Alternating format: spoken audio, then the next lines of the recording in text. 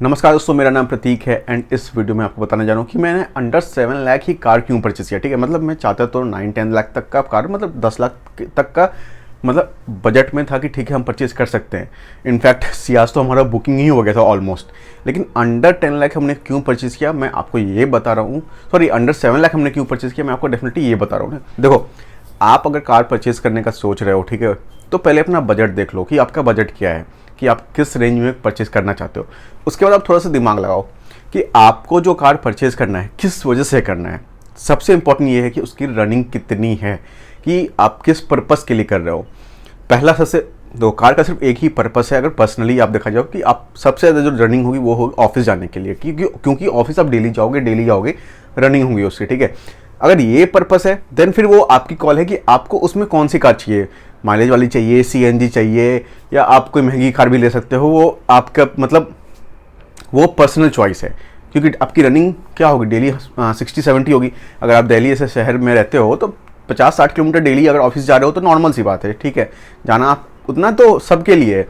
But आप car खरीद रहे हो पर्सनल यूज़ के लिए, मतलब फैमिली के लिए कहीं जाना पड़ेगा, ऑफिस नहीं जाना है, मतलब सिंपल लैंग्वेज में बोल रहा हूँ कि ऑफिस आपको नहीं जाना है, बाकी सब जगह जाना है। तो यहाँ पे सेकंड सिनेरियो को पकड़ते हैं कि हमको ऑफिस नहीं जाना है, कहीं कहीं जाना है, मतलब कभी कभी ऑफिस चले गए, इट्स ओके। अब यहाँ पे दूसरा सिनेरियो जो है, जो सिर्फ फैमिली आउटिंग के लिए हम पकड़ रहे हैं, कि कभी रिलेटिव क्या गए, कभी शॉपिंग मॉल में गए, कभी मंदिर चले गए, कभी कहीं चले गए, मतलब सिर्फ फैमिली के साथ जा रहे हैं, घूम रहे हैं, फिर नॉर्मल एक कार का इस्तेमाल कर रहे हैं। इन दिस केस कि आपको हमेशा बजट में ही गाड़ी खरीदना चाहिए। देखो, जैसे कि आप एक कार परचेज करते हो ना, कुछ बातें हैं जो एकदम आपका नाम वहाँ लिख गया उस टाइम से ही वो सब जिम्मेदारी आपकी है। पहला, पेट्रोल फिलिंग। दूसरा, उसका इंश्योरेंस जो एनुअली जाएगा वो आपकी खर्च, वो आप उसका खर्चा आप दोगे। तीसरा, आप जहाँ भी उसको लेके जा रहे हो उसके जो पार्किंग चार्जेस होंगे वो आप ही पे करोगे। चौथा, कोई चालान कर जाता है by mistake, red light jump वगैरह सब कुछ जो भी है वो आपके नाम पे ही जाएगा। फिफ्थ पॉइंट जो है डिप्रिसिएशन, मतलब हर साल उसका 5% 10% जो वैल्यू है वो घटती जाएगी। ठीक है, तो ये सारा जो कॉस्टिंग है वो आपके ऊपर आएगा। ठीक है, हर कुछ आप ही पे करोगे।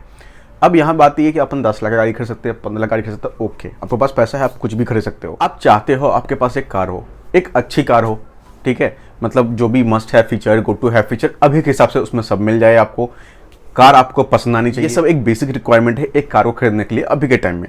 तो 7 लाख के अंदर अंदर आपको ये सब मिल जाएगा।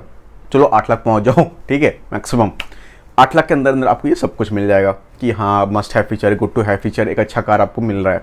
अब इसके बाद अगर मैं बात करता हूँ कि देखो, आप चाहो तो आपका बजट 10 लाख है, आप सियाज खरीद लो, ब्रेजा खरीद लो, एस क्रॉस पे चले जाओ या उसको ऊपर चले जाओ।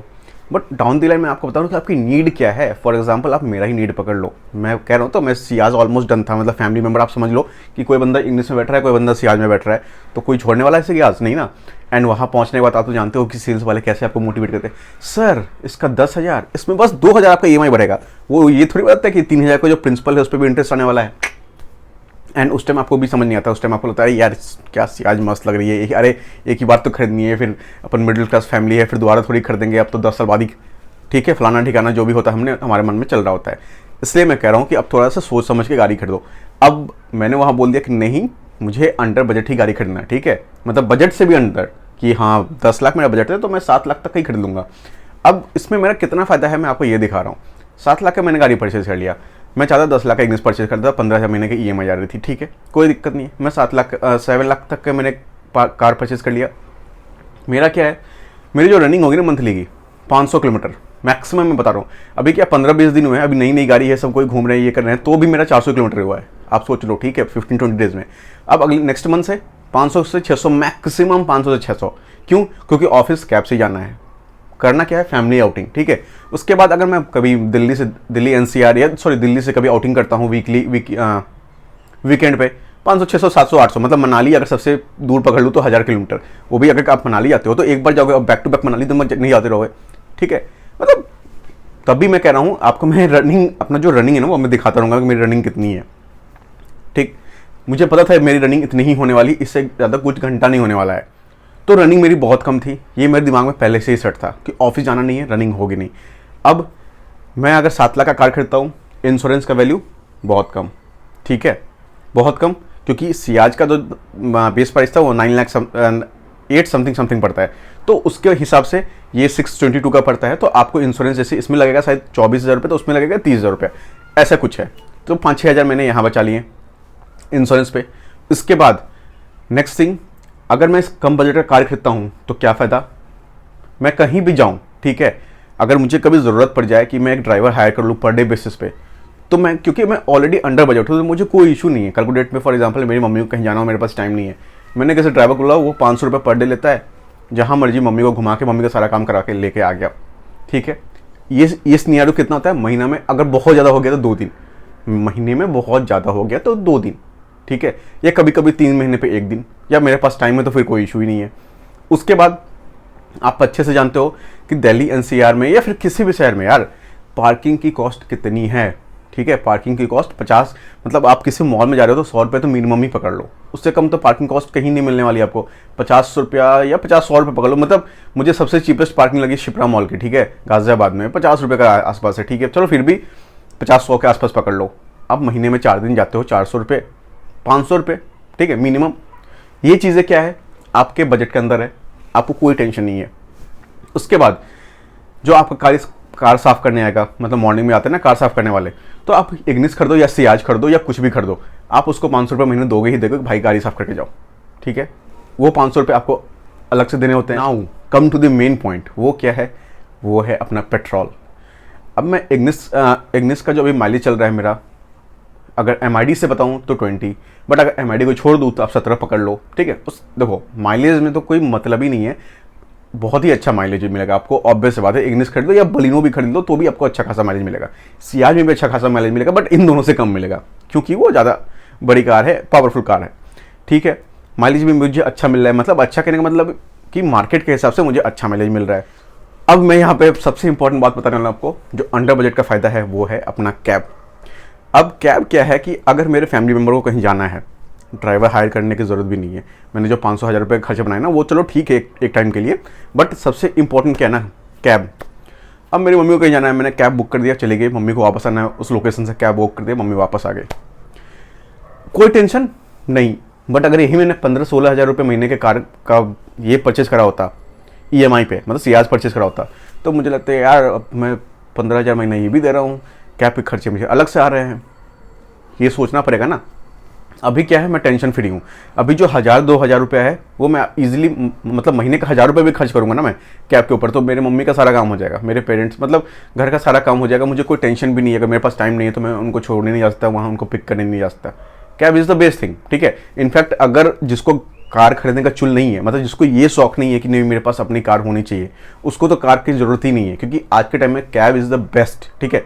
बेस्ट मतलब बेस्ट, ना आपको कुछ खर्चा आता है, ना आपको उसका इंश्योरेंस पे करना है, ना आपको उसकी पार्किंग पे करनी है, ना आपको उसको मतलब ना उसको पेट्रोल, उसका मेंटेनेंस, कुछ भी खर्चा नहीं करना है, वो सारा कुछ वो खुद उठाएगी। एंड सबसे इंपॉर्टेंट क्या है कि आपको फ्री में ड्राइवर मिल जाता है, मतलब 3 लोग पीछे 1 लोग आगे एंड एक ड्राइवर। अपना कार क्या है कि आपको खुद ही चलाना पड़ेगा कहीं भी, ठीक है। अब मैंने क्या करा, 7 लाख में मुझे ये सब कुछ मिल गया, मेरे ऊपर कोई बर्डन नहीं पड़ा। एंड अब ये जो खर्चे मैंने आपको बताएं कि पार्किंग चार्जेस हो गया, वॉशिंग चार्ज हो गया, उसके बाद अपना इंश्योरेंस हो गया, ये सारे खर्चे मुझे तब भी बियर करने होते हैं जब मैं सियाज खरीदता 10 लाख के ऊपर, ठीक है। वो खर्चे बियर करने ही होंगे, मैं कहीं जाऊंगा तो ऑब्वियस वजह मुझे सेफ पार्किंग चाहिए।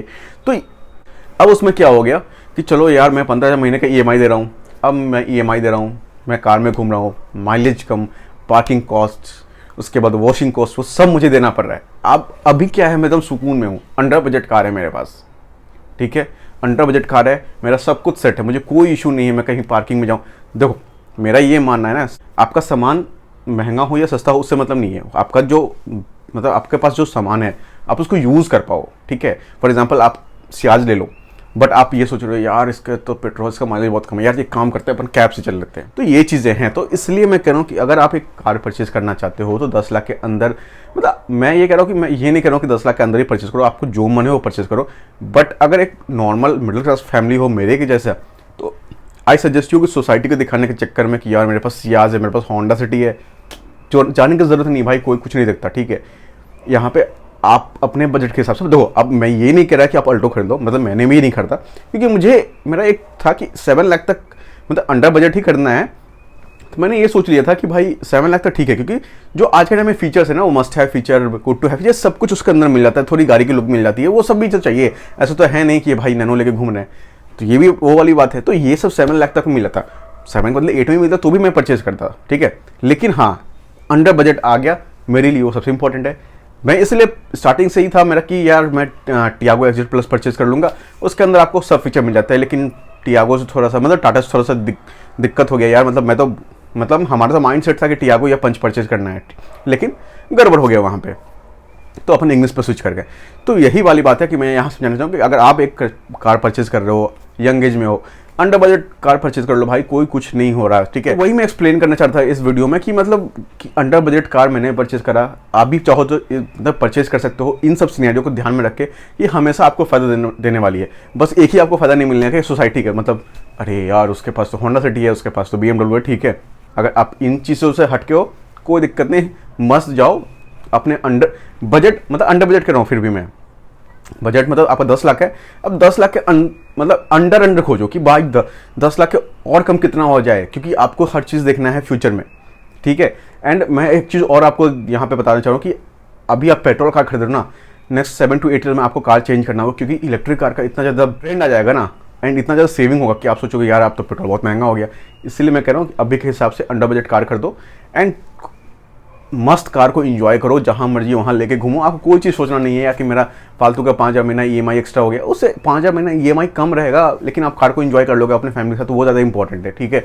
तो इसलिए मैं ये बता रहा था आपको, अगर मेरा सजेशन किसी को अच्छा लगा, मतलब आई डोंट नो अच्छा लगा या खराब लगा, मेरा ये सोचना है, तो डेफिनेटली कमेंट करके बताएं। अगर कोई इससे भी अच्छा सजेशन दे सकते हैं तो डेफिनेटली कमेंट करके बताएं, ओके।